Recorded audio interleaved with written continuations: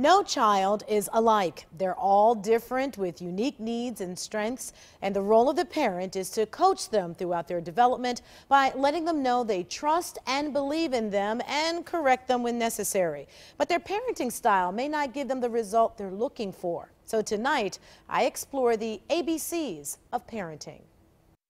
Eric Stevenson is a father of 4. He wanted to be the perfect parent like so many would-be moms and dads. No one wants to see their child fail or struggle, but ultimately when they're not in the home or not in the house, they're going to have to learn how to deal with that and learn how to make their own choices. Licensed social worker Casey Durkin says that's easier said than done. We end up working with a lot of kids with a fair amount of anxiety because they feel they're not always meeting their parents' needs. Durkin warns of parenting styles that have adverse effects on children. First up, the helicopter parent.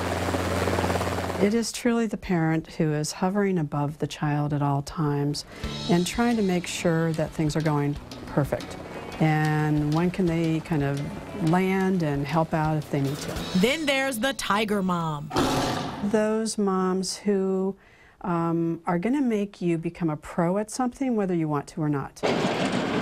Move out of the way. Here comes the snowplow parent. Snowplow parents are those parents who are going to plow any obstacle that they can see or find in their child's pathway to success. I got 2 platoons here, right? No, sir. And if your home feels more like a boot camp, you're probably the drill sergeant parent. That's the parent who is always barking out orders, who's always saying, you need to do this, you need to do that.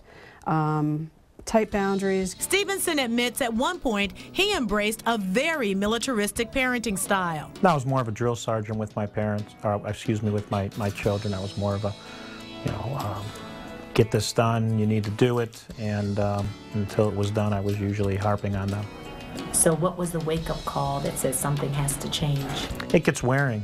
You get tired, and you ultimately realize that it's their life, their choices, and that they have to suffer the consequences from them. Stevenson admits it's difficult to step back sometimes, but he wants his children to learn how to make their own choices, a style Durkin calls the consultant. It's the person who is able to say, this is what I see happening. Have you thought about this or that? The bottom line?